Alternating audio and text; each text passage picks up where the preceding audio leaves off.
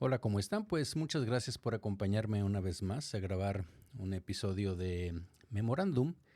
Y bueno, como ya se dieron cuenta por el título, en esta ocasión quiero hablar de un artículo muy reciente, de hecho es de esta semana, que aparecía en Radiology, y que tiene que ver con algo que es importante, que tiene que ver con el uso de un medio de contraste, en este caso en particular, pues del gadolinio en resonancia magnética, en pediatría. Y ya hemos tocado este tema en un episodio al menos previo, pero este me gustó porque finalmente no puedo decir que es un consenso, porque no es un consenso, pero es un metaanálisis, un análisis sistemático también de la literatura, en donde, bueno, pues digamos que es el nivel de evidencia más alto que podemos tener en estos momentos sobre lo que estemos buscando. Entonces, por eso creo que se me hizo interesante sobre cuál es realmente el papel, el riesgo de utilizar medios de contraste para resonancia magnética. Evidentemente, pues el gadolinio, aunque sabemos que existen dos grandes grupos, los lineales y los macrocíclicos, que ya hemos platicado de ello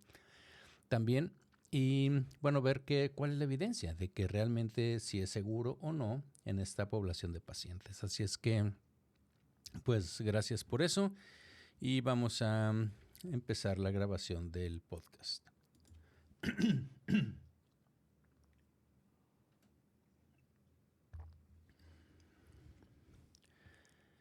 Bienvenidos a Memorándum, el espacio donde analizamos la evidencia científica más reciente en lo que corresponde al diagnóstico por imagen, a nuestra especialidad, la radiología. En muchas ocasiones platico con ustedes también de editoriales, artículos de opinión que salen pues en revistas nuestras, pero también en otras revistas, porque considero que son importantes para el impacto que tienen en nuestra práctica clínica. Y fíjense que hoy vamos a hablar de un tema que pues durante años ha generado debate, diría yo inquietud y también cambios regulatorios importantes. Y es la seguridad de los agentes de contraste basados en gadolinio en la población pediátrica. La base de nuestra conversación es un artículo que en español estaría titulado algo así como Seguridad de los agentes de contraste basados en gadolinio en niños, una revisión sistemática y metaanálisis.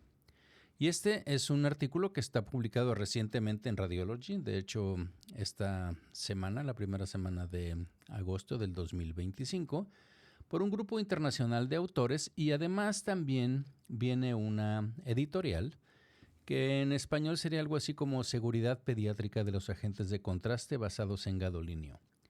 Tranquilidad basada en la evidencia y lo que queda por saber.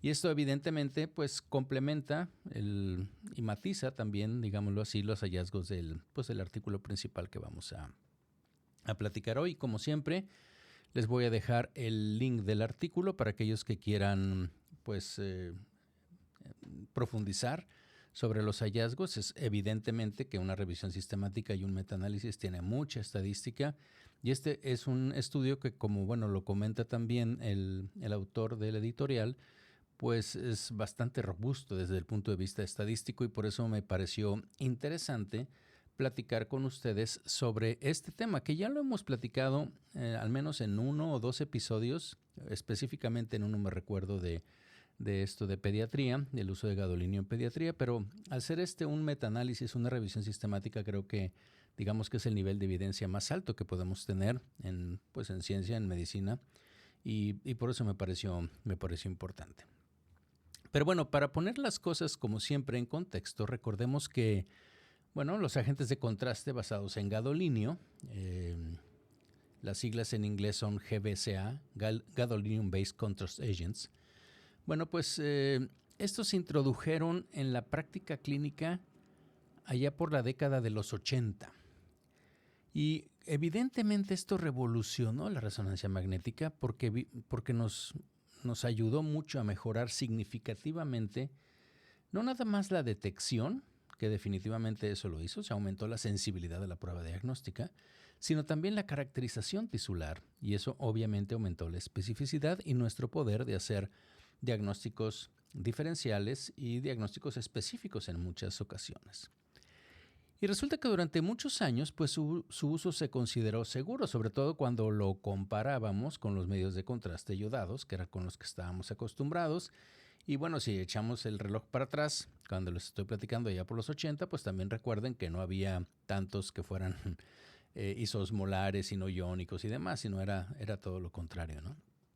Entonces, comparado con estos medios de contraste, con los medios de contraste iodados, pues el gadolinio tenía un perfil de reacciones adversas, agudas, comparado, repito, con los otros, pues muy bajo, muy manejable.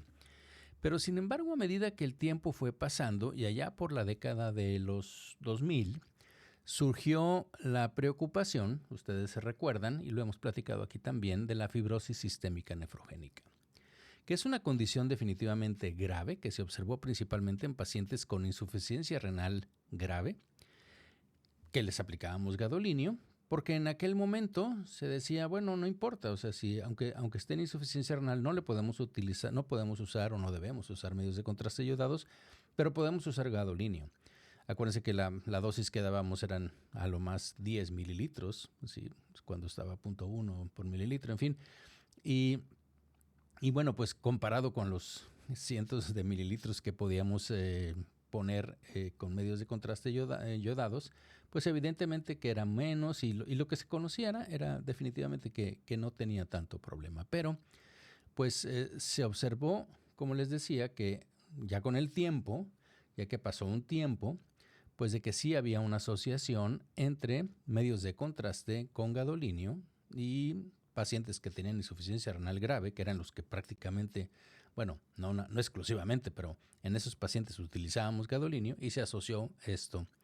Y específicamente, después nos dimos cuenta, y lo hemos platicado aquí también en otros episodios de Memorándum, con los agentes de contraste de gadolinio que son lineales. Acuérdense que hay dos tipos de agentes de contraste de gadolinio, no voy a entrar en eso para no distraernos, pero una es que son lineales y la otra es que son macrocíclicos. Recuerden que lo que hace el gadolinio, nosotros a diferencia del yodo, que el yodo es el átomo que tiene demasiados electrones, protones, neutrones y demás y que es sumamente denso y es el que absorbe, por así decirlo, o detiene o como le quieran poner, los fotones de rayos X, es decir, es lo que realmente estamos viendo. En el caso de la resonancia magnética nosotros no vemos el gadolinio, lo que vemos es el efecto que el gadolinio hace sobre el T1 de los tejidos, acorta el T1 de los tejidos. Y para esto, pues el gadolinio, ¿sí? Que es una tierra rara, pues evidentemente tenemos que quelarlo con algo, con una molécula. Y esa molécula puede ser lineal o puede ser macrocíclica. Y dependiendo de eso, evidentemente, bueno, nos hemos dado cuenta que tiene pues su estabilidad molecular, la probabilidad o no de disociarse o ionizarse, como lo hemos platicado, y bueno, de eso, pues de liberarse finalmente de ese quelante y quedarse en los tejidos. De hecho, en la última década, otro frente de preocupación que se abrió fue la evidencia del depósito de gadolinio específicamente en el cerebro, aunque también se ha demostrado en otros tejidos, y ya lo hemos platicado aquí también, incluso en pacientes que tienen una función renal normal. Y si bien hasta la fecha no se ha demostrado que haya un efecto clínico adverso, claro, relacionado con estos depósitos, o sea, se ha visto estos depósitos, pero no hay ninguna correlación específica con esto, pues el hallazgo evidentemente generó pues muchas alertas regulatorias y recomendaciones pues de uso que digamos podrían ser más restrictivas y aún mayor interés por todo lo que ha sido la farmacocinética, la biodistribución del gadolinio. Y bueno, en pediatría, pues las preocupaciones obviamente han sido pues aún más sensibles por razones evidentes, ¿no? Por tratarse de pacientes que tienen pues de entrada mayor esperanza de vida, mayor probabilidad de que si esto va a manifestar alguna afección a largo plazo, pues tenemos más probabilidades de que se presente si lo inyectamos en una edad pediátrica que si lo inyectamos a alguien que tiene 70 años, por ejemplo. Entonces, estrictamente, simplemente por tener una mayor esperanza de vida, pues potencialmente pueden estar expuestos a múltiples estudios también, ¿sí? Porque cada vez utilizamos más estudios, tanto de tomografía como de resonancia magnética. La otra cosa que evidentemente preocupa pues, en los pacientes pediátricos es que tienen sistemas en desarrollo. en donde podría el hecho de que tengamos acúmulo de gadolinio afectar eso, no lo sabemos. ¿Qué podría pasar a largo plazo? Y con largo plazo me refiero 20 años, 30 años, cosa que tampoco han sucedido ahorita con el gadolinio, ¿no? Entonces, ante este panorama, el artículo este que estamos analizando ahorita, pues busca responder una pregunta concreta. ¿Qué tan seguro o seguros son realmente los medios de contraste basados en gadolinio en niños, considerando la evidencia acumulada? Y para ello, como les decía, los autores realizaron una revisión sistemática y un metaanálisis que, integrando datos sobre reacciones adversas, primero, eso fue una de las cosas básicamente 3 cosas. Las reacciones adversas, si había incidencia o no de fibrosis nefrogénica sistémica, y si había hallazgos de depósito tisular en la población pediátrica en particular. Y para esto, lo que hicieron fue, pues, como les digo, una revisión sistemática, metaanálisis. No me voy a meter, como siempre, procuro hacerlo aquí, procuro evitarlo aquí por cuestiones de números y la manera como ustedes están escuchando esto. Pero toda la metodología, bueno, pues obviamente siguió las guías PRISMA, que son las que se tienen que seguir. Ya hemos platicado de esto en revisiones sistemáticas. Se buscaron bases, acuérdense que todo esto es una revisión de la literatura, entonces en PubMed, en Embas, en Cochrane Library, y se incluyeron estudios que reportaron datos específicos de lo que estaban buscando, ¿no? En pacientes, obviamente todos los pacientes que buscaron pues eran pacientes menores de 18 años que se les había administrado cualquier tipo de gadolinio, ¿no? Medio de contraste basado en gadolinio, ya fuera lineal o macrocíclico, y además que obviamente tuvieran un seguimiento suficiente para identificar eventos adversos relevantes. Las variables que incluyeron fueron, reacciones adversas agudas, ya sea leves, moderadas o graves, eso ya lo hemos definido anteriormente, si había incidencia de fibrosis sistema nefrogénica, si había evidencia de depósito cerebral o en algún otro órgano, y diferencias de riesgo según el tipo de agente y número de exposiciones. Acuérdense que eso es algo de lo que también hemos hablado. ¿Sí? No es, esto obviamente no te va a pasar con una exposición, pero acuérdense que sobre todo se ha visto en pacientes oncológicos o en pacientes en los que se les ha realizado múltiples resonancias magnéticas contrastadas. Me refiero a múltiples, más de 15. ¿Okay? Entonces no es típicamente en pacientes que nada más tienen una resonancia. Y bueno, también obviamente en el patrón o en el esquema PRISMA para analizar los estudios, pues se ve la calidad de los estudios con herramientas que ya están bastante estandarizadas para la utilización de revisiones sistemáticas y metaanálisis, y se aplicaron los modelos de efectos aleatorios para estimar esas tasas combinadas de lo que quieren hacer. Y bueno, ¿cuáles fueron los resultados principales? Bueno, en total, el metaanálisis integró datos de cientos de miles de administraciones, o sea, no de pacientes, pero de administraciones pediátricas de estos medios de contraste basados en gadolinio. Y bueno, les voy a decir los hallazgos clave de lo que les platiqué. Primero, sobre las reacciones adversas agudas. Resulta que la tasa global de reacciones adversas en niños fue baja. Estuvo en el rango del 0.15 al 0.18%. O sea, es realmente bastante baja. La gran mayoría fueron reacciones leves, como náusea, vómito, urticaria. Y las reacciones graves fueron extremadamente raras. ¿Sí? Y en el metaanálisis resultó que las cifras eran 0.001 a 0.002%. Es realmente bajísimo, bajísimo. Con respecto a la siguiente variable, que fue la fibrosis sistema nefrogénica, pues no se identificó ningún caso confirmado de fibrosis sistémica nefrogénica en pacientes pediátricos que tuvieran una función renal normal. En niños que tenían insuficiencia renal grave, pues el riesgo existía históricamente, pero con la adopción de estos agentes macrocíclicos y las medidas preventivas, pues prácticamente los casos desaparecieron, o sea, no hay de esto. ¿Okay? El siguiente punto interesante fue el depósito cerebral y en otros tejidos. Y en los estudios de autopsia que existen, alguna vez ya platiqué con ustedes de esto, y las series de neuroimagen han detectado depósitos de gadolinio, recuerden, en los núcleos profundos cerebrales tras múltiples administraciones, incluso en niños que tienen función renal normal. Y igual que en los adultos, no se ha demostrado un efecto clínico adverso que se pueda asociar con esto, pero la evidencia, pues obviamente, hablando de pacientes pediátricos o población pediátrica, pues aún es insuficiente porque pues lo que se quiere es descartar esto a largo plazo. Me refiero, ¿qué pasará en 40 años? No lo sabemos, no han pasado los 40 años. Y la otra variable, recuerden que fue el tipo de agente. Entonces resulta que lo que ya conocemos, los agentes macrocíclicos mostraron una menor tendencia al depósito tisular, prácticamente no existe, ¿sí? Y menor riesgo asociado que los lineales, obviamente, confirmando lo que ya se ha sugerido pues, en estudios previos y que hemos hablado también aquí en episodios anteriores, ¿no? Prácticamente entonces tenemos que utilizar estos, ¿no? Los macrocíclicos.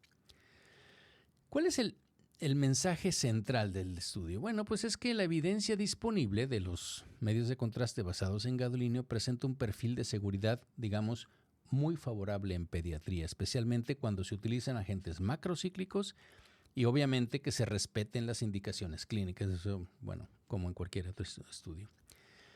Sin embargo, los autores subrayan que la ausencia de evidencia, me acordé de un profesor, porque así decía, la ausencia de evidencia no es evidencia de la ausencia. ¿Okay?